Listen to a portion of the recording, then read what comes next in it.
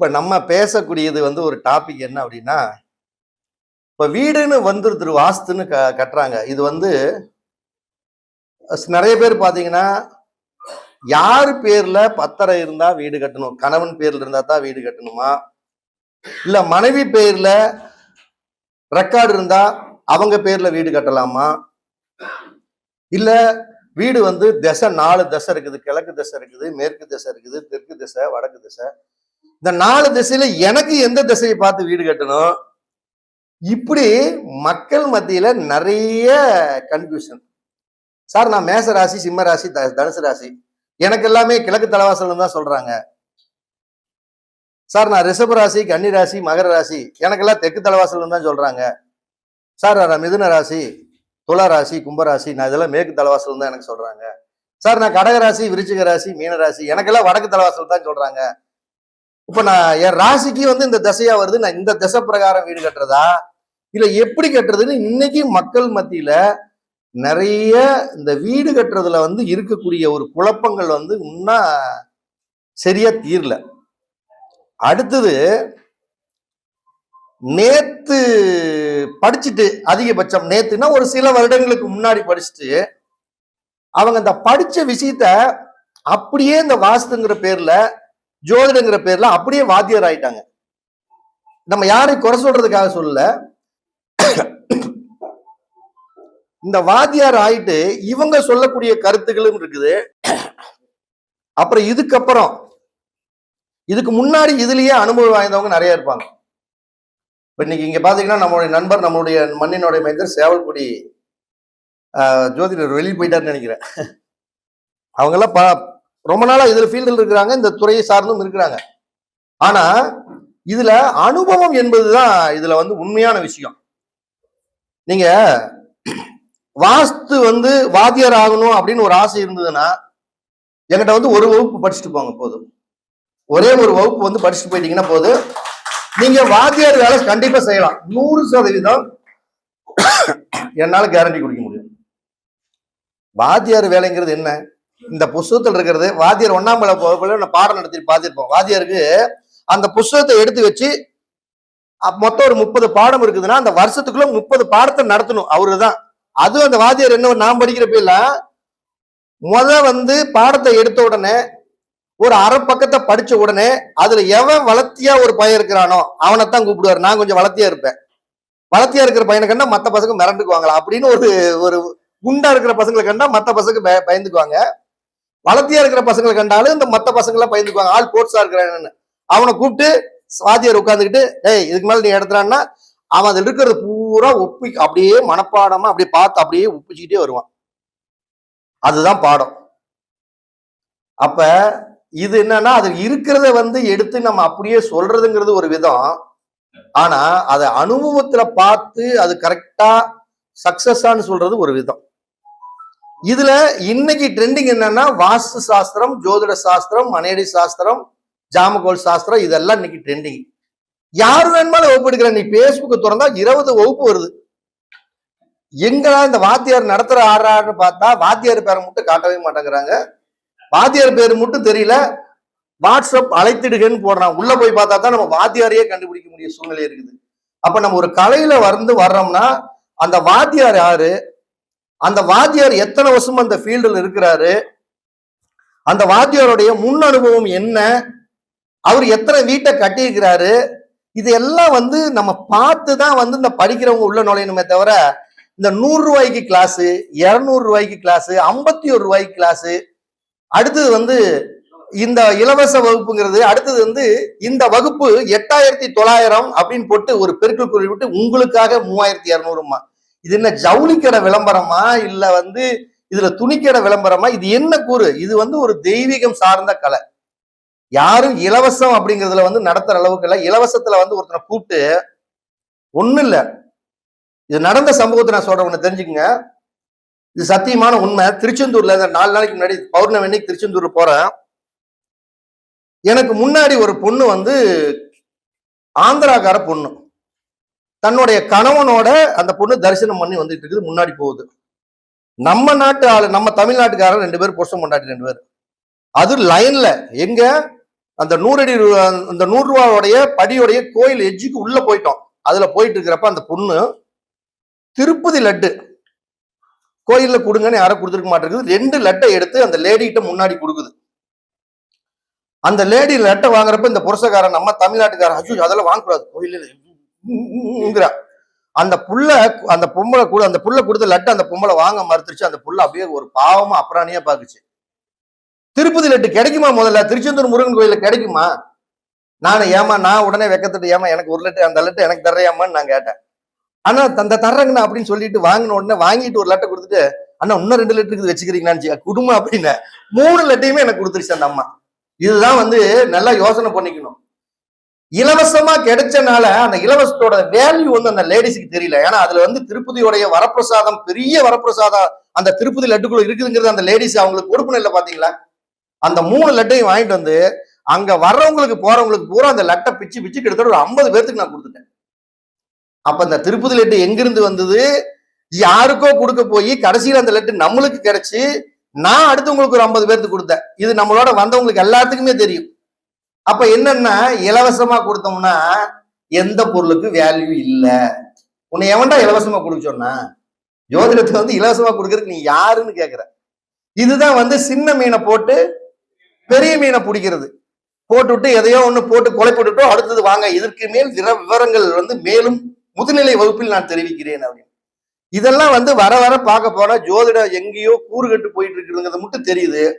2027 அப்படிங்கிறது ஒண்ணு பிறந்ததுக்கு அப்புறம் உண்மையான ஜோதிடர்கள் மட்டும் நினைச்சிருப்பாங்கிறது மட்டும் தெரியுது. இந்த பிராடு காரணங்களா அட்டூழியம் இல்லாம காணாம போயிடுவானுங்கிறது நல்லா தெரியும். ஏன்னா நவகிரகங்கள் ஒவ்வொருத்தனையும் பார்த்துக்கிட்டு இருக்கும். எவன் இவனுக்கு இந்த வாய்ப்பை கொடுத்துருக்குறோம், இவன் எப்படி கரெக்டா ஹேண்டில் பண்றான்னு எல்லாத்துக்கும் பார்த்து கடைசியில கரெக்டா ஃபில்டர் பண்ணி எடுத்துங்கிறதுல மட்டும் நான் ஆணித்தரமான ஒரு நம்பிக்கை எடுத்து வச்சுட்டு இருக்கிறேன். அது மாதிரி நீங்க எந்த வகுப்பு படிச்சாலும் இலவசத்துக்கு போகாதீங்க. தயவு செய்து இந்த 100 ரூபாய்க்கு கிளாஸ் எடுக்கிறவங்ககிட்ட போகாதீங்க. நல்லா படிங்க, நல்லா சப்போர்ட். இல்ல காசு உங்ககிட்ட கொடுக்க முடியலையா அந்த குருநாதர்கிட்டயே போய் ஐயா என்னால பொருளாதார வசதி ரொம்ப கம்மியா இருக்கு, என்னால இவ்வளவுதான் கொடுக்க முடியும், நான் சம்பாரிச்சு கொஞ்சம் கொஞ்சமா கூட கண்டிப்பா உங்க காசை கொடுத்தேன் அப்படி சொல்லி படிங்க. அது கண்டிப்பா அதுக்குடைய வேல்யூ வேற மாதிரி இருக்கும். ஓகேங்களா? அப்ப இந்த வாஸ்து அப்படின்னா சும்மா நம்ம பாட்டுக்கு எடுத்தாங்க அவுத்தான எல்லாம் பண்ணிடக்கூடாது. எப்படி ஒரு மனிதனுடைய அந்தரங்கங்கள் அனைத்து விஷயங்களையும் அறிந்து கொள்ள எது பயன்படுகிறது? ஜோதிடம் பயன்படுகிறது. ஒரு மனிதனுடைய அந்தரங்க விஷயம், அந்தரங்கம்னா என்ன? நம்ம எடுத்துன உடனே ஜாமத்துக்கெல்லாம் போயிடக்கூடாது. அந்தரங்கம்னா பணம் பொருளாதாரம் எப்படி இருக்கும், அந்த ஜாதகருடைய முன்னேற்றம் எப்படி இருக்கும், அந்த ஜாதகருக்கு நிலம் வீடு சொத்து எப்படி அமையும், அந்த ஜாதகருக்கு பிறக்கக்கூடிய குழந்தை பாக்கியம் எப்படி இருக்கும், அந்த ஜாதகருடைய வெற்றி வேலை வாய்ப்பு எப்படி இருக்கும், அவங்களுடைய திருமண வாழ்க்கை எப்படி இருக்கும், அவங்களுடைய ஆயுள் காலம் அதிர்ஷ்டம் எல்லாம் எப்படி இருக்கும், அவங்களுக்கு கிடைக்கக்கூடிய அனைத்து விதமான பாக்கியங்கள் எப்படி இருக்கும், அவருக்கு தொழில கிடைக்கக்கூடிய அந்த மதிப்பு மரியாதை கௌரவம் புகழ் அங்கீகாரம் எல்லாம் எப்படி இருக்கும், 4 காசு சம்பாரிச்சு 4 மத்தியில 4 மக்களா வாழக்கூடிய அமைப்பு ஆசைப்படுற மாதிரி இருக்குமா, அவர் நல்ல முதலீடு சொத்துக்கள் உருவாக்க முடியுமா அப்படிங்கிறது தான் ஒரு மனிதனுடைய அந்தரங்க ரகசியங்கள். அந்த அந்தரங்க ரகசியங்களை ஜோதிடத்தின் மூலமாகத்தான் அறிய முடியும். ஜோதிடத்தை தாண்டி வேற எதுலையும் அறிய முடியாது. அதே மாதிரி அந்த ஜோதிடத்தின் ரீதியாகத்தான் 12 பாவங்கள்ல 4ஆம் பாவம் என்று சொல்லக்கூடிய வாஸ்துவினுடைய அமைப்பை, அந்த 4ஆம் பாவம் என்று சொல்லக்கூடிய நிலம் வீடு சொத்து வண்டி வாகனம் அப்படிங்கக்கூடிய அந்த வாஸ்துவினுடைய முழு அந்தரங்களையும் தெரிந்து கொள்ள 4ஆம் இடத்தை மட்டும் வைத்துதான் நம்ம தெரிந்து கொள்ள முடியும். அப்ப ஒரு மனிதனுடைய அந்தரங்கத்தை நம்ம ஜோதிடத்துல எப்படி தெரிஞ்சுக்கிறோமோ அதே மாதிரியுடைய உனக்கு அமையக்கூடிய வீட்டினுடைய அந்தரங்கத்தை தெரிந்து கொள்ள வாஸ்து மட்டும்தான் பயன்பட முடியும், வேற எதுவுமே பயன்படாது. வாஸ்துடைய அந்தரங்கம். ஒரு வீட்டை கட்டிட்டீங்க, வீட்டு இந்த ஜாதகர் நிர்வாக திறமையோட வாழ்வாரா, இந்த வீட்டுல இவரு 4 காசு சம்பாரிச்சு பொருளாதாரத்துல நல்லா இருப்பாரா, இந்த வீடு கட்டினதுக்கு அப்புறம் இவருடைய முயற்சி முன்னேற்றம் நல்லா இருக்குமா, இந்த வீடு கட்டினதுக்கு அப்புறம் அடுத்தடுத்து இன்னொரு சொத்து வாங்க முடியுமா, இந்த வீடு கட்டினதுக்கு அப்புறம் எனக்கு குழந்தை பாக்கியம் பிறந்தது 5ஆம் பாவத்தை இயக்க முடியும், இந்த வீடு கட்டினதுக்கு அப்புறம் நான் வேலை வாய்ப்புல மிகப்பெரிய வெற்றியாளரா இருக்கிறேன், இந்த வீடு கட்டினதுக்கு அப்புறம் தாங்க எனக்கு கல்யாணமே ஆச்சு, என் வீடு கட்டினதுக்கு அப்புறம் திடீர்னு பாத்தீங்கன்னா எனக்கு வராத பணம் வந்துச்சுங்க, இந்த வீடு கட்டினதுக்கு அப்புறம் பாத்தீங்கன்னா சொத்து ஒண்ணு எங்கேயோ இருந்தது, திடீர்னு பார்த்தா திடீர் குருட்டு அதிர்ஷ்டமாட்டுக்கு அந்த சொத்துக்கு வாரிசுலின்னு எனக்கு வச்சு எழுதி கொடுத்தாங்க, 8ஆம் பாவம் அதிர்ஷ்டம். இந்த வீடு கட்டுறதுக்கு அப்புறம் தாங்க எனக்கு பூர்வீக சொத்து எங்க இருந்துன்னே தெரியல, திடீர்னு ஒரு பூர்வீக சொத்து வந்துச்சு. இந்த வீடு கட்டுனதுக்கு அப்புறம் நான் வீட்டுக்கு வந்தேங்க. அடுத்து எனக்கு பட்டம், பதவி, தொழில ப்ரொமோஷன் கிடைச்சதுங்கம்மா. சார் இந்த வீடு கட்டுனதுக்கு அப்புறம் தாங்க நான் இன்னைக்கு என் அக்கௌண்ட்லயும் ஒரு 5 லட்சம் வச்சிருக்கேங்க, 10 லட்சம் வச்சிருக்கேன். 11ஆம் பாவம். சார் நான் அந்த வீடு கட்டினதுக்கு அப்புறம் ஒரு சொத்துக்கு மேல 2 சொத்து வாங்கிட்டேன். எப்படி உங்களுடைய ஜாதகத்தில் 12ஆம் பாவங்கள் இயங்குறதோ அதே மாதிரி 4ஆம் பாவத்திலிருந்து எண்ணி வரக்கூடிய 12 பாவங்களையும் நீங்க முதல்ல பாத்துக்கணும். ஒரு வீடு கட்டினதுக்கு அப்புறம் லக்ன பாவம் எப்படி செயல்படுது, வீடு கட்டினதுக்கு அப்புறம் 2ஆம் பாவம் எப்படி செயல்படுதுன்னு, வீடு கட்டினதுக்கு அப்புறம் 12ஆம் பாவம் 12 வரைக்கும் எப்படி செயல்படுதுங்கிறத வாஸ்துல மட்டும்தான் முழுமையா தெரிஞ்சு கொள்ள முடியுமே தவிர வேற எதுலையும் தெரிஞ்சு கொள்ள முடியாது. இதற்கு அனுபவமே ஆதாரமே தவிர அடிப்படை பயிற்சி கல்வி என்பது பொத்தாம் பொதுவானது. அனுபவம் தான் ரொம்ப முக்கியம். அப்ப இந்த வீடு கட்டுறதுக்கு திசை, எந்த திசை முக்கியம் அப்படிங்கிறதெல்லாம் கணக்கே கிடையாது. நீ எந்த திசை வேணுமாலும் இரு, உனக்கு இந்த திசை தான் தலைவாசல் அப்படிங்கிறது மூடத்தன்மை, மூடமான நம்பிக்கை தன்மை தான். எல்லா திசையுமே நல்ல திசை தான், எல்லா திசையுமே கெட்ட திசை தான். அப்ப அந்த திசையுடைய டைரக்ஷன்ல தான் மேட்டரே இருக்குது. இது தெரியாம சார் நான் ஒரு தெற்கு பார்த்து பிளாட்டை வாங்கிட்டேன், ஏன் ராசி மேச ராசி, எல்லாருமே சொல்றாங்க மேச ராசிக்கு வந்து தலைவாசல் வந்து கிழக்கு தலைவாசல் தான் அமையணுங்கிறாங்க, வடக்கு தலைவாசல் தான் அமையணுங்கிறாங்க, நான் தெற்கு தலைவாசல் வச்சிருக்கிறேன், இதுல நான் ஜெயிக்க முடியுமா அப்படிமா? நீங்க ஜோதிடத்துல உங்களுக்கு என்னென்ன நடக்கும் அப்படிங்கிறத உங்களுடைய தசாபுத்திகளை வச்சு தெரிஞ்சுக்கலாம். வாஸ்துல உங்களுக்கு நல்ல விதமா வீடு அமையணும்னா அது எந்த திசை வீடா இருந்தாலும் நீங்க அதை பத்தி கவலைப்படாதீங்க. அந்த இடத்தோடைய திசை கிழக்கா இருந்தாலும் சரி, வடக்கா இருந்தாலும் சரி, மேற்கா இருந்தாலும் தெற்கா இருந்தாலும் சரி, அதனுடைய டைரக்ஷன் பார்வை மட்டும் 90 டிகிரிக்காக இருக்கணும். அப்படி இருந்துட்டாவே மொத்தம் 12 கேட்டு. ஜோதிடத்துல எப்படி 12 கேட் இருக்குது? முதல் கேட்டு ஜாதகருடைய நிர்வாக திறமை, 2வது கேட்டு திறந்தா வீட்டுல பணம் எட்டி பார்க்கும், வந்துட்டேன் எங்கிட்ட எல்லாம் லட்ச லட்சமா இருக்குது. 3வது கேட்டு திறவுன்னு 10 ஆள் அடியாளோட அப்படி நீட்ட ஜம்மு நிற்பான், யாருன்னு அண்ணன் உங்களுக்கு ஏதாவது பிரச்சனையா வாங்க அவனை போய் தூக்கிடலாம் அப்படின்னா. 4வது கேட்ட நீக்கினீங்கன்னா அப்படியே காட்டு வயல்வெளி புல்லு நிலம் தோட்டமா இருக்கும். 5வது கேட்டனா ஒரு 6 குழந்தை கப்பு கப்பு கப்புன்னு வந்து நிற்கும். 6வது கேட்ட திறந்தீங்கன்னா இந்த பக்கம் பாத்தீங்கன்னா வாடகை வீடு, அந்த பக்கம் பாத்தீங்கன்னா இன்வெஸ்ட்மெண்ட்ஸ், அந்த பக்கம் தொழிற்சாலை எல்லாமே இருக்கும். 7வது வீட்டை திறந்தீங்கன்னு வச்சுக்கோங்க, அங்க பிசினஸ் பண்ற கூட்டு தொழில் இருக்கும். இந்த 7வது வீட்டை திறந்தா மனைவி வந்து ஜம்முன்னு ஆளாத்தி எடுத்துட்டு அவனை கூப்பிடும் வாங்க அப்படின்னு. 8வது வீட்டை திறந்தீங்கன்னா அதிர்ஷ்டம் ஒரு பக்கம் இருக்கும். 9வது வீட்டை நீக்கினீங்க, அங்க எல்லாமே வெறும் தங்க பாக்கியமா அப்படியே கொட்டும். 10வது வீட்டை ஓபன் பண்றீங்க, எல்லாமே உங்களுக்கு எல்லாம் பணம் காசு வச்சுக்கிட்டு பட்டம் பதவியோடு உங்களை வச்சுக்கிட்டு வரவேற்றுட்டு இருப்பாங்க. 11வது ராசி வீட்டை கேட்டை திறங்குறீங்க, எல்லாம் லாபமாவே இருக்கும். 12வது கேட்டு தான் எல்லாம், இந்த இடத்துல ஒரு அப்பார்ட்மெண்ட், அங்க ஒரு அப்பார்ட்மெண்ட், அங்க ஒரு சொத்து, இங்க ஒரு சொத்துன்னு எல்லாம் இருக்கும். அப்ப இந்த வீட்டுலயும் 12 கேட் இருக்குது. வாஸ்துலயும் 12 கேட்டை கரெக்டா திறக்கணும்.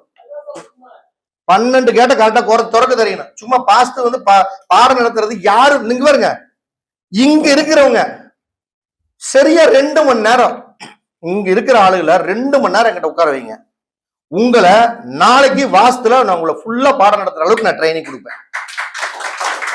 இது பாடம் நடத்துறது வேறீங்க, தொழில் வேறீங்க, அனுபவம் வேறீங்க. அதை முதல்ல புரிஞ்சுக்கங்க. நினைச்ச இடத்துல போய் படிக்கலாம், நினைச்ச இடத்துல பண்ணலாம் அப்படிங்கிறதெல்லாம் இல்லை. அனுபவத்தோட பண்ணுங்க.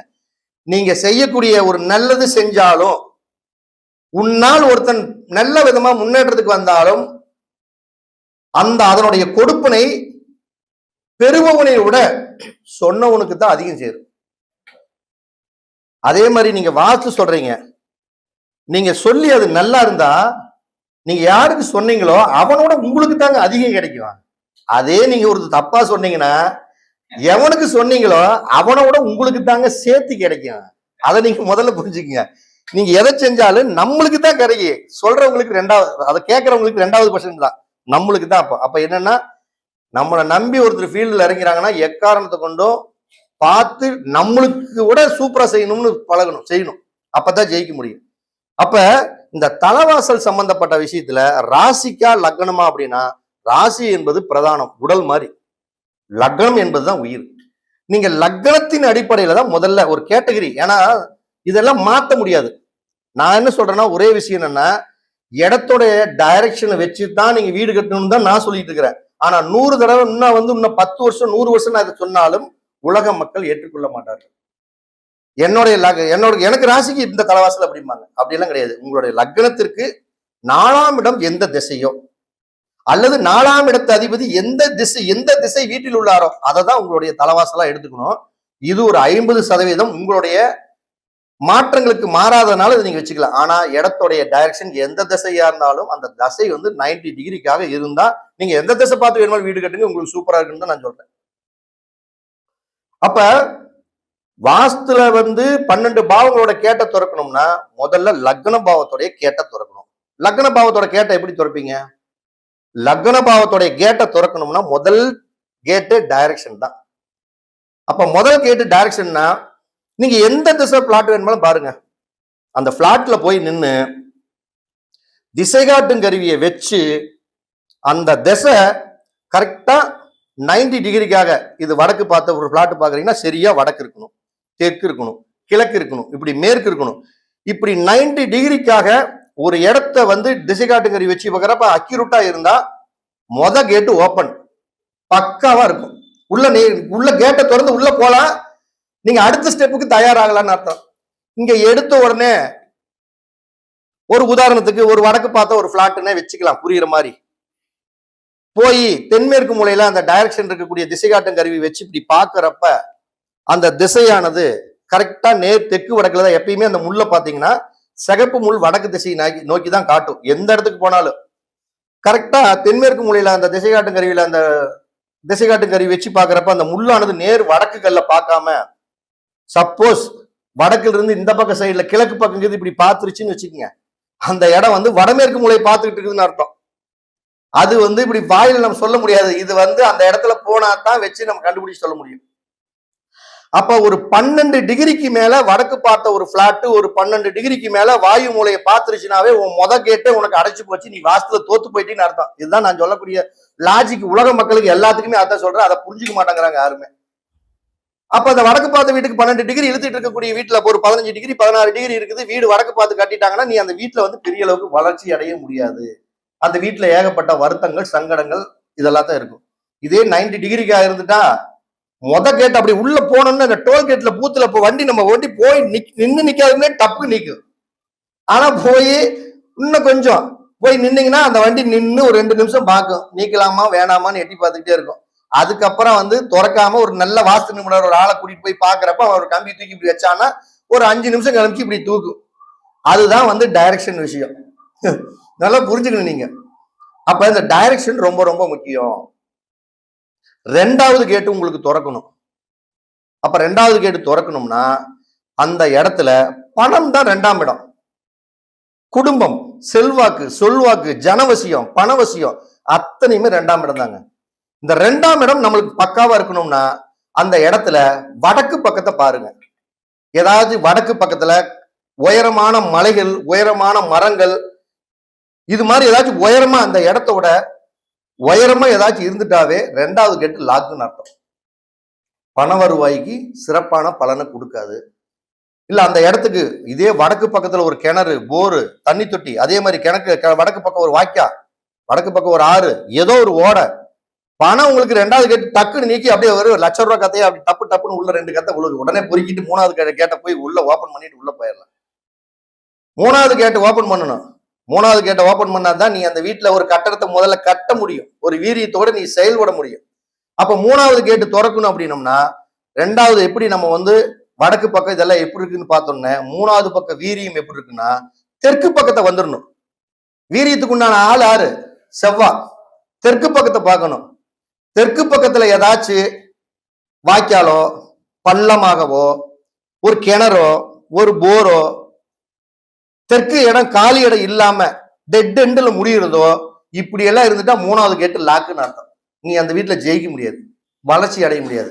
அப்ப தெற்கு திசை உயரமாக ஏதாவது மரங்கள் இருக்குது, மலைகள் இருக்குது, தண்ணி ஓடைகள் இல்லாம இருந்துட்டாவே 3வது கேட்டு உங்களுக்கு சூப்பர்னு அர்த்தம். உள்ள இதெல்லாம் இத்தனை கேட்டு ஓபன் பண்ண முடியுமானா இத்தனை கேட்டையும் ஓபன் பண்ணலாங்க, ஈஸியா பண்ணலாம். அது அனுபவம் வாய்ந்த ஜோதிட வல்லுநர்களால் மட்டும்தான் முடியும். அது நிறைய பேர் இருக்காங்க தமிழ்நாட்டுல, யாருனால வேணாலும் பண்ண முடியும். அதுக்கோசரம் இந்த அடிப்படையை சும்மா எட்டி பார்த்துட்டு வந்து 12 கேட்டையில ஓபன் பண்ண முடியாது. அடுத்தது 4வது கேட்டை ஓபன் பண்ணணும். 4வது கேட்டு ஓபன் பண்ணணும்னு என்னது? அதுல வீட்டை கட்டணும். ஒரு வீட்டை கட்டணும். 4வது வீடுங்கிறது நிலம், வீடு, சொத்து. அந்த கேட் ஓபன் ஆகணும். அந்த கேட் ஓபன் ஆகணும்னு நீங்க என்ன பண்ணணும்? முதல்ல அந்த இடத்துல தோஷம் இருக்குதான்னு பார்க்கணும். தோஷம்னா என்னங்க, என்ன சும்மா அதுல என்ன தோசைன்ற போது இடத்துல போய் என்ன தோசை இருக்கும்? இன்னைக்கு தான் ஒருத்தர் செத்து போயிட்டா சுடுகாடு, மின்மயானம். இன்னைக்கு போன் பண்ணா அந்த மின்மயானத்தையே கொண்டாந்து நம்ம ஒரு இடத்துல முச்சிந்தில் நிக்க வச்சு பணத்தை மட்டும் உள்ள சொருகணும்னா சாம்பல் எடுத்து கொடுத்துட்டு போயிடுறான். இன்னைக்கு வந்துருச்சு எல்லாமே. அப்ப அந்த 4ஆம் இடங்கிறது மண்மனை, அந்த இடத்துடைய தன்மை. அப்ப அந்த இடத்துல தோஷம் இருக்குதா இல்லையான்னு நம்ம கண்டுபிடிக்கணும். தோஷம் இருக்குதா இல்லையான்னு கண்டுபிடிக்கிறதுக்கு நம்ம நிறைய மேடையில் சொல்லிட்டோம். அந்த இடத்துல போய் நின்று இடத்துடைய ஓனருடைய உரிமையாளரை, குடும்பத்துக்கு பாத்திப்பட்டவங்களை நிக்க வச்சு ஒரு பிரச்சனை போட்டோம்னா அந்த 4ஆம் இடம் சம்பந்தப்பட்ட விஷயத்துல இந்த ராகு கேது மாந்தி, ராகுடைய சேர்க்கை, மாந்தியோட சேர்க்கை, இந்த மாதிரி தவறான அதுக்குன்னு ஒரு ஃபார்முலாஸ் இருக்குது. அதையெல்லாம் வச்சு பார்த்தோம்னா அந்த இடத்துல தோஷம் செய்வன கோளாறு இருக்குதா, அல்லது எவனாச்சும் பில்லி சூனியை வச்சுட்டானா, இல்ல இந்த இடத்துக்குள்ளேயே ஏதாச்சும் தேவையில்லாத பொருள்கள் இது உள்ள பூமிக்குள்ள இருக்குதா அப்படிங்கிறதெல்லாம் நம்ம தெரிஞ்சுக்கலாம். அப்படி தெரிஞ்சுன்னா அதை நிவர்த்தி பண்ணிட்டோம்னா நம்ம 4வது கேட்டை ஓபன் பண்ணி உள்ள போயிடலாம். அது அடுத்தது 5வது தான் அந்த வீடு எல்லாம் கட்டினதுக்கு அப்புறம் ஒரு சந்தோஷமா குலதெய்வத்தோட அனுகிரகத்தோடு பரிபூர்ணமா நம்ம வாழ முடியுமா அப்படிங்கிறதெல்லாம் 5வது கேட்டு ஓபன் பண்ணணும். அப்ப அந்த 5வது கேட்டுங்கிறது ஒரு வீடு ஒரு இடம் இருக்குதுனாவே அந்த இடத்துல ஒரு வீட்டுடைய நிலத்தத்துவமான தென்மேற்கு மூலையில தான் முதல்ல வீட்டை கட்டணும். ஒரு 4 பக்கம் ஒரு இடம் இருக்குதுன்னா அந்த இடத்துல தென்மேற்கு மூலைங்கக்கூடிய இடத்துலதான் முதல்ல வீட்டை கொண்டே கட்டணும். ஒவ்வொருத்தரும் அக்னி மூலையில கட்டி வச்சிருவாங்க, வாயு மூலையில கட்டி வச்சிருவாங்க, இல்ல ஈசானிய மூலையில கட்டி வச்சிருவாங்க.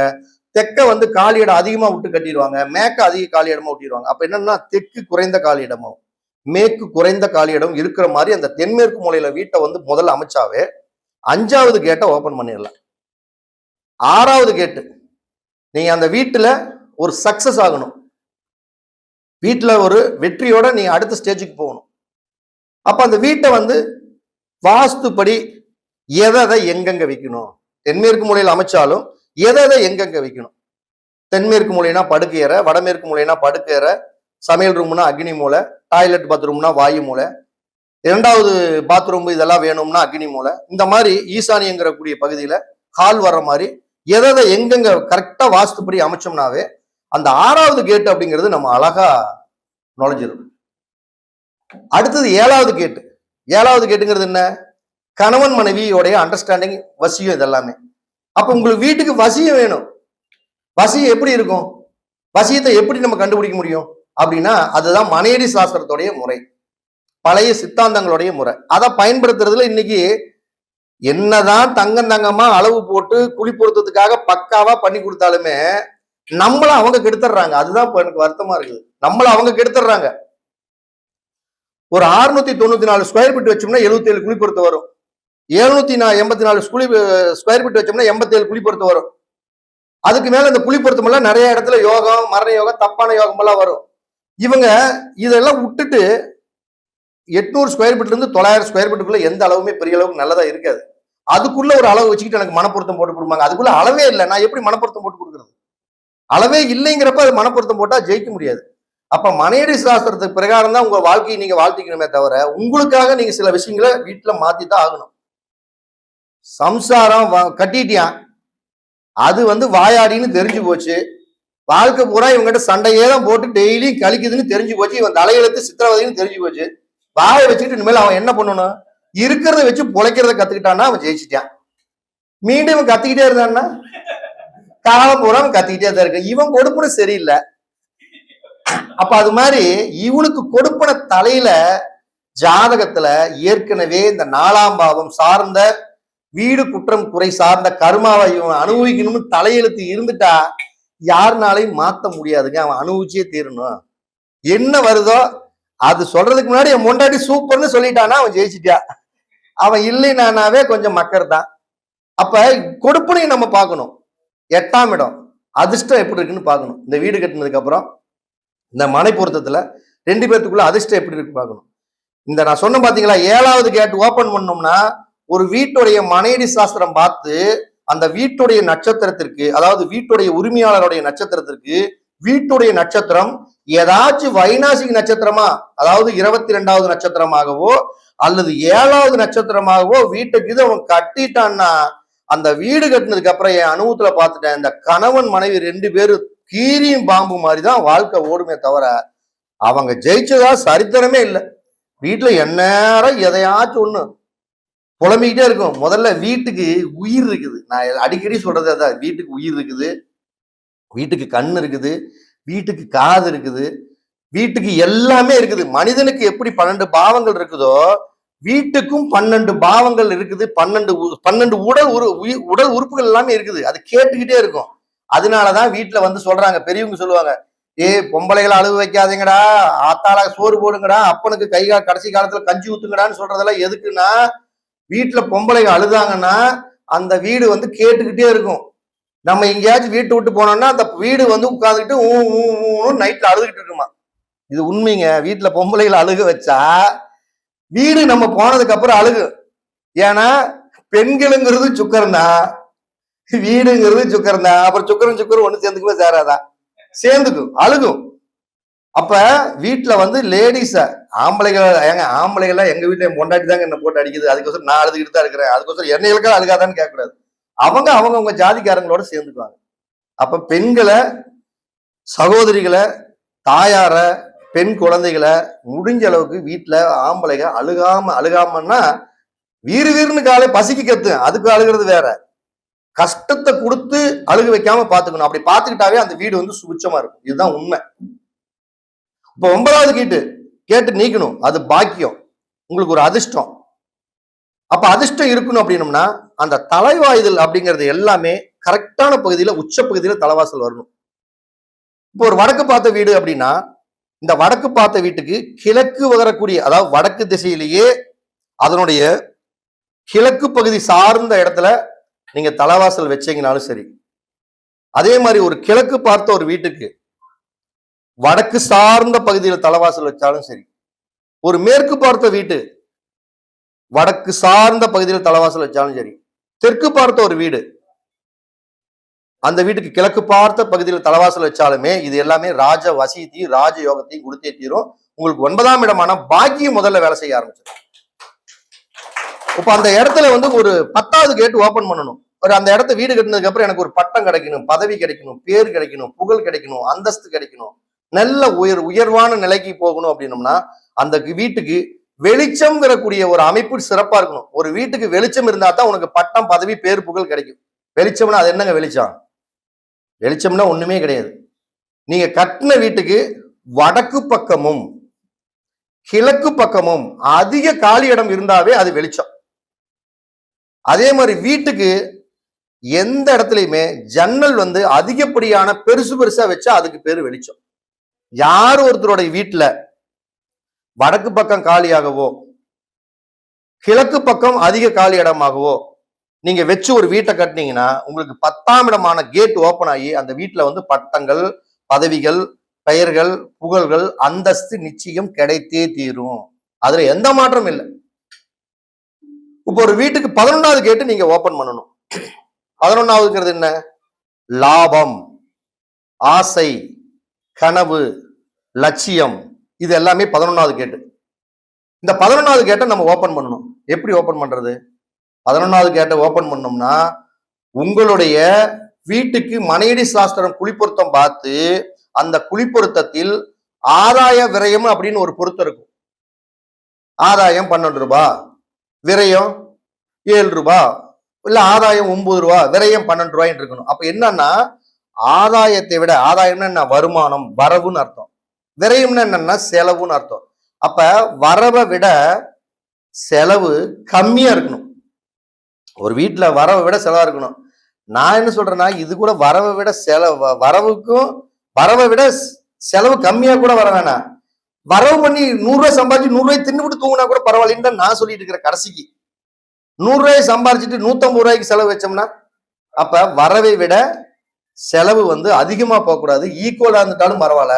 முடிஞ்ச அளவுக்கு வரவு ஒரு 10 ரூபா வருதுன்னா செலவு அட்லீஸ்ட் ஒரு 9 ரூபா, 8 ரூபா, 7 ரூபாய், இதுல எது வந்துட்டாலுமே அந்த வீடு கண்டிப்பா லாபமான வீடு, ஒரு அதிர்ஷ்டமான வீடு. அந்த வீட்டில் நீங்கள் ஆசைப்பட்டது நடக்கும். 11ஆம் பாவம் செயல்பட்டே தீரும். கண்டிப்பா லாபங்கள் உருவாகும். இது எல்லாம் சேர்ந்து 12வது கேட் ஓபன் பண்ணணும் அப்படின்னோம்னா அதுதான் அந்த வீடு கட்டினதுக்கு அப்புறம் நீங்க வாழ்க்கையில நிறைய ஒரு சொத்துக்கு மேல் இன்னொரு சொத்து வாங்கி ஒரு முதலீடு சொத்துகளாக உருவாக்கி நீங்க அந்த வீட்டுல சுபிட்சமா வாழணும்னா 12வது கேட்டு முழு. அப்ப இந்த 12வது கேட்டை நம்ம முழுசா எப்படியா ஓபன் பண்றதுன்னா 12 பாவத்துக்கு உண்டான வேலைகளை எல்லாம் ஒன்னா இயக்கணும். டைரக்ஷன் சரியா பார்க்கணும். ரெண்டாவது வடக்கு பக்கம் கிழக்கு பக்கம் அதிகமாக காலி இடமா இருக்குதான்னு பார்க்கணும். அடுத்தது தென்மேற்கு மூலையில கொண்டு வீட்டை கட்டணும். நாலாவது அந்த இடத்துல தோஷம் இருக்குதான்னு பார்க்கணும். அஞ்சாம் இடம் அப்படிங்கக்கூடிய ஒரு அதிர்ஷ்டங்கள் எல்லாம் எப்படி இருக்குன்னு பார்க்கணும். அந்த வீட்டில் வந்து தலைவாசல் சரியா இருக்குதான்னு பார்க்கணும். ஜன்னல்கள் எல்லாமே ரெட்டப்படையில் இருக்குதான்னு பார்க்கணும். அடுத்தது அந்த வீட்டில் வந்து லாபங்கள் வரணுமான்னு பார்க்கணும். இதுக்கு எல்லாமே மனையடி சாஸ்திரம் என்பதுதான் மூலாதாரம். இன்னைக்கு மனையடி சாஸ்திரத்துல யாருமே அப்படின்னு என்னன்னு ஒருத்தர் கேட்கறான். மனையடி சாஸ்திரம்னு என்ன, எந்த ஊர்ல இருக்குது அப்படின்னு கேட்கறான். மனையடி சாஸ்திரத்திலிருந்து உருவானது தான் வாஸ்து சாஸ்திரமே தவிர வாஸ்து சாஸ்திரங்கிறது ஒன்றும் இல்லவே இல்லை. எல்லாமே இப்ப நேத்து வந்த விஷயம் தான். வாஸ்துங்கிறது எல்லாமே நேத்து வந்தது. இப்ப நான் போட்டிருக்க சட்டம் வந்து பாத்தீங்கன்னா இது வரைக்கும் சட்டம் இருக்குது. இது பார்த்தேன் நான் 1952 ஏதோ ஒரு படத்துல ஏதோ ஒரு படத்துல இவன் சந்திரபாபு போட்டுட்டு வந்திருக்காரு. இந்த செட்டால் இந்த சட்டையில சந்திரபாபே போட்டுட்டு வந்திருக்காரு. இதைத்தான் இன்னைக்கு நம்ம எடுத்து ட்ரெண்டிங்னு எடுத்து மாடல்னு நினைச்சு நம்ம போட்டுட்டு உட்காந்துருக்கோம்.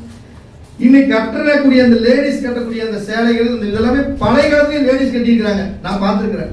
அப்ப பழசுதான் வந்து இன்னைக்கு எல்லாம் பொட்டு வச்சு பூ வச்சு சலுகை வச்சு அதை வச்சு இதை வச்சு ஒரு மாடர்ன் டெக்னாலஜி பண்றாங்களே தவிர புதுசா ஒரு விஷயம் ஒண்ணு இல்லவே இல்லை. உலகத்துல புதுசுங்கிறதுல ஒண்ணு இல்லை. எல்லாம் பழசுதான் வந்து பொட்டை வச்சு பூவை வச்சு அப்படியே மேக்கப் போட்டு வெளியே விட்டுட்டு இருக்கிறாங்க.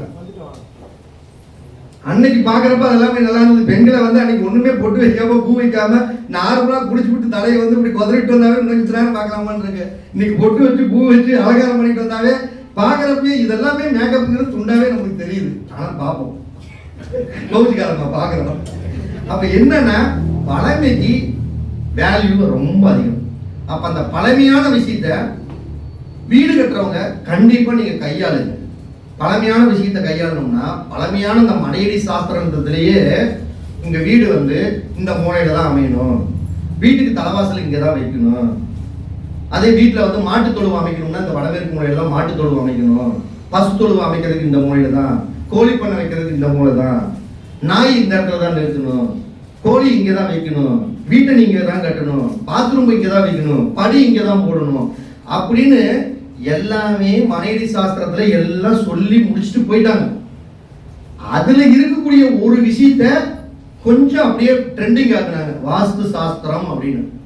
அந்த வாஸ்து சாஸ்திரம் மனையடி சாஸ்திரம் பார்க்கவங்க ஒரு 4 பேர் இருந்தா வாஸ்து சாஸ்திரம் பார்க்கிற ஆளு 400 பேர் இருக்கலாம். 4 புத்தகத்தை வாங்கி படிச்சுட்டு அதுல இருக்கிறது அப்படியே அப்படியே மனப்பாடமா சொல்லிட்டே வந்தான். ஒரு ஆள் வந்து ஒரு பாடத்தை நடத்திட்டு இருந்தாப்ல, ஒரு சொல்லிட்டு இருந்தாப்ல, இது எங்கேயோ கேட்ட மாதிரி இருக்குது, நம்ம சப்ஜெக்டாகவே இருக்குதுன்னு இருக்கிட்டு இருக்கிறப்ப அவன் சொன்னதெல்லாம் சொன்னான். அந்த கடைசியில வந்து நவகிரகங்களையும் பஞ்சபூதங்களையும் வணங்கின்னு ஒரு வார்த்தை சொல்லக்கூடாதுல்ல, எல்லோரும் நலமுடன் வாழ அப்படிங்கிற டைலாக் சொல்லக்கூடாதுல்ல. நல்லா ஒண்ணு புரிஞ்சுக்க. அதாவது டைலாக் இல்ல, அது வந்து நம்ம முருகன் மேல இருக்கக்கூடியது, நவகிரகம் மேல இருக்கக்கூடிய அஃபெக்ஷன்ல திருச்செந்தூர் முருகனோட ஆசையோடு எல்லோரும் நலமுடன் வாழ நவகிரகங்களையும் பஞ்சபூதங்களையும் வணங்கி அப்படின்னு ஒரு வார்த்தை ஒட்ட வச்சுட்டாங்க. அங்க நம்ம உள்ள வந்துக்கிறோம்னு அர்த்தம். அந்த ஒப்பிக்கிறது கூட அந்த டைலாக்கோட ஒப்பிச்சுட்டாங்க, புரியுதுங்களா?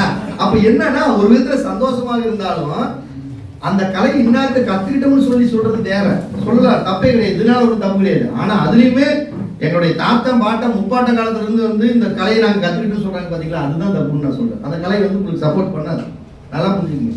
ஏன்னா எனக்கு தெரியும் உங்க தாத்தா எப்படி, உங்க பாட்டை எப்படி, நீ எங்கிட்ட எப்படி வந்த, நீ எங்கிட்ட எந்த மாதிரி வந்து இருந்த, நீ எங்கிருந்து வந்து எனக்கு தான் தெரியும், என்னோட சார்ந்து உங்களுக்கு தெரியும். புதுசா எடுத்த உடனே எங்க தாத்தா முப்பாட்டத்தை வந்து வந்தேன்னு சொல்லக்கூடாது. ஒரு விஷயம் உண்மைதான் கிடையாது. ஏன்னு சொல்றேன்னா எப்பயுமே தங்கப்பணி அடிக்கடி சொல்லிருக்காரு. இன்னைக்கு பாத்தீங்கன்னா அவங்களோட குருநாதரையில சொல்லிட்டே இருக்கிறாரு. அவர் குருநாதர் சொல்றதுனால அவருக்கு கேவலம் நினைக்கிறாரா இல்ல ஏதாச்சும் அவருக்கு வரக்கூடிய ஜாதகம் கம்மிங்கிறாரு. குருநாதரோட பேரை சொன்னாருன்னு 10 ஜாதகம் சேர்த்து வருதாமா. குருநாதருடைய பேரை சொல்லும் பொழுது அப்பாயின்மெண்ட் அதிகமா கிடைக்குது. இன்னைக்கு இருந்த டெவலப் அதிகமா டெவலப் ஆயிட்டுன்னு சொல்லிட்டே இருக்கிறாரு. அப்ப அவர்கிட்டயும் நம்ம சொல்றதுன்னா அவர் குறை சொல்ல வேணாம்னு சொல்றாரு, நம்ம குறை சொல்றதெல்லாம் சொல்லல. இப்ப இன்னைக்கு ஒண்ணு இல்ல, திதி கரணம் யோகம் அப்படிங்கக்கூடிய டைட்டிலுக்கு பேசுறதுக்கு தனியாசலம் ஐயா வந்திருக்காரு. உண்மையாலுமே இந்த டைட்டிலுக்கு சத்தியமா எனக்கு தெரிஞ்ச அளவுக்கு சொந்தக்காரர் அந்த ஆளு தான். அவரை தவிர வேற யாரும் இல்லை, எனக்கு தெரிஞ்ச உண்மை அதுதான். ஆனா இந்த திதி கரண யோகம் ஆசிரியர், பேராசிரியர், பண்டிதர் என்னென்னமோ புதுசா பேரை வச்சு அவர் பேரே இல்லை. ஏன்னா அவருடைய பையில வச்சுதான் எல்லாமே ஓடிட்டு இருக்குது. இதுதான் உலகம், ஏதோ உண்மை. நான் பேசுறது சத்தியமான உண்மை தெரிஞ்சுக்கிறேன். அவருடைய இதுதான் உண்மையான விஷயம். அது அப்படியே என்னன்னா அவர் பேரை சொல்றதுக்கு வெக்கப்படுறாங்க. இதுல என்னையா வெக்கம் உனக்கு? வெக்கமே பட தேவையில்லை. இதுல என்ன ஒருத்தர் கத்துக்கிட்டுன்னு சொல்றது என்ன வெக்கம் இருக்குது? ஒரு வெக்கம் இல்லை. அப்ப நீங்க ஒரு வீடு வாஸ்து பார்க்கணும் அப்படின்னா 12 பாவங்களுடைய கேட்டை திறந்துக்கணும். அதை விட இன்னொன்னு நீங்க எல்லாம் தெரிஞ்சுக்கணும்னா தயவு செய்து வீடு பார்க்கறதுக்கு வாஸ்து பார்க்கறதுக்கு நம்ம வீட்டுல இங்க உட்கார்ந்துட்டு சென்னையில இருந்துட்டு ஒரு ஆள் எனக்கு வாஸ்து பார்க்கணும் பார்க்கலாம். எப்படிங்க பாக்குறது? சார் நேரடியா தான் வந்து பார்க்கணும். நீங்க எங்க இருக்கிறீங்க பாருங்க, நல்லா புரிஞ்சுங்க. நான் பேசுறது பாருங்க. சென்னையில இருந்து ஒரு கால் வரும், ஐயா நம்ம வாஸ்து பார்க்கணுங்க. சரி பார்த்துக்கலாங்க ஐயா, உங்க இடத்துக்கு தாங்க ஐயா நாங்க வரணும் அப்படின்னு சொன்னோம்னா எந்த ஊருக்கு வர்றதுங்க அப்படிம்பாங்க. ஏமா உங்க ஊருக்கு தான் நான் வரணும்னு சொல்றேன், நீ எந்த ஊருக்குன்னு கேட்கறியாமா? ஓ நீங்க என்னோட இடத்துக்கு வரணுங்களா? சரி நீங்க வராம இங்கேயே உட்காந்து ஏதாச்சும் பண்ண முடியுமாண்ணா? நான் என்ன மந்திரவாதியா இல்ல தந்திரவாதியா? இங்க இருந்து நான் என்ன பண்ண முடியும்? அப்ப நீங்க ஒன்ன புரிஞ்சுக்குங்க. இந்த வீடியோவை பார்க்கக்கூடிய பொதுவா எல்லா மக்களுமே நீங்க புரிஞ்சுக்கணும் ஒரு விஷயம்னா, வாஸ்து அப்படின்னா உங்க இடத்துல தான் போய் பார்க்கணுமே தவிர இந்த இடத்துல நின்று ஒருத்தன் வாஸ்து நான் பார்க்கறேன்னு ஒரு ஆள் சொன்னான்னா அவனை தயவு செய்து நம்பாதீங்க. பார்க்கலாம் முடியாது. நல்லா புரிஞ்சுக்கங்க. எப்படியே பார்க்க முடியாது. உன் இடத்தோட தன்மை எப்படி இருக்குது? இப்ப பொண்ணையே பார்க்காம அன்னைக்கு தாலி கட்டுறான்னு சொன்னாங்க. பொண்ணையே பார்க்காம தாலி கட்டுனாங்க. அது கருவண்டாட்டு இருந்தாலும் சரி, அது பொன்வண்டாட்டு இருந்தாலும் சரி, குடும்பம் நடத்துனாங்க.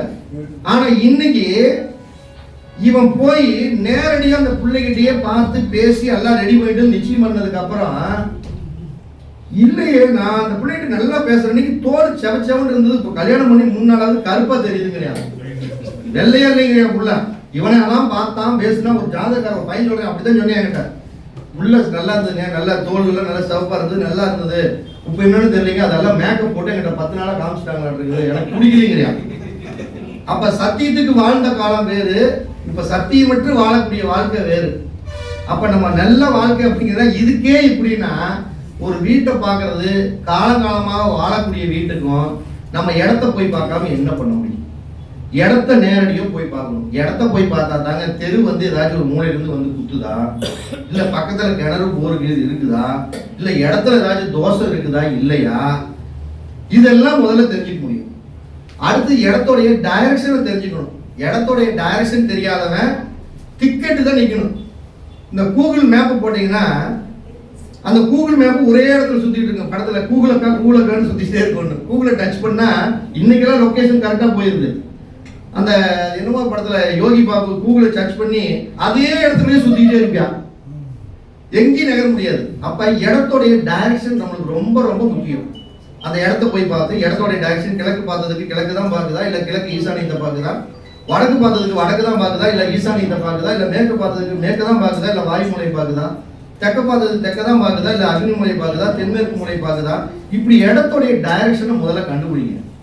கண்டுபிடிச்சா தான் நீங்க முதல்ல அடுத்த ஒரு வீடு கட்டுறதுக்கு ஒரு பொசிஷன் அமைப்பு அப்படிங்கிறது உருவாக்க முடியும். இதை விட நான் சொல்றது என்னன்னா, முதல்ல உன் ஜாதகத்துல வீடு கட்டுறதுக்கு நேரம் வந்துருச்சான்னு பாருங்க. எல்லாமே அதை விட சொல்ற மாதிரி ஒரு தங்கமணி ஏதோ ஒரு விஷயத்த பேசிக்கிட்டே இருந்தாப்புல. பாருங்க நாங்களும் வந்து கிட்டத்தட்ட சொன்னார். அதுக்காக எனக்கு வந்து நான் ஒரு சிரிப்பா இருக்கும். அதாவது வந்து எங்களுக்கு 50 பவுன் போட்டு வேணும், 60 பவுன் போட்டு வேணுங்க, பொண்ணு வேலையில் இருக்கணுங்க, அப்படி இருக்கணும் இப்படி இருக்கணும். நாங்கள் 25 வருஷமா பொண்ணு அவன் சொல்றோம். அவன் சொல்றது வந்து என்னன்னா, ஒரு 7-8 வருஷமா நாங்க பொண்ணு இப்படி வேணும், பையன் இப்படி வேணும், பொண்ணு இப்படி வேணும் எல்லாம் கேட்டுக்கிட்டே தான் இருக்கிறோம்.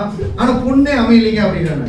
சரி அதெல்லாம் போயிட்டு போதுமா, ஜாதகத்துக்கு இது வரைக்கும் எடுத்து பார்த்தீங்களா, அதாச்சும் அப்ளை பண்ணீங்கன்னா அதை தாங்க நான் மறந்துட்டேன் அப்படின்னா அது சொல்ல அவர் சொல்றப்ப சிரிப்பா இருக்கு. நம்ம சொல்றதோட அவர் சொல்ற நல்லா இருக்கும். அது மாதிரி இடத்தோடைய டைரக்ஷனை பார்த்து தெரிஞ்சுக்கங்க. அதுக்கு என்னன்னா வீடு கட்டுறதுக்கு முதல்ல உங்களுக்கு யோகம் வந்துச்சான்னு பார்க்கணும். யோகம் வந்துச்சுன்னா என்ன, நினைச்ச நேரத்தில் ஒரு வீடு கட்ட முடியுமா? ஒருத்தர்கிட்ட காசே இருக்காதுங்க.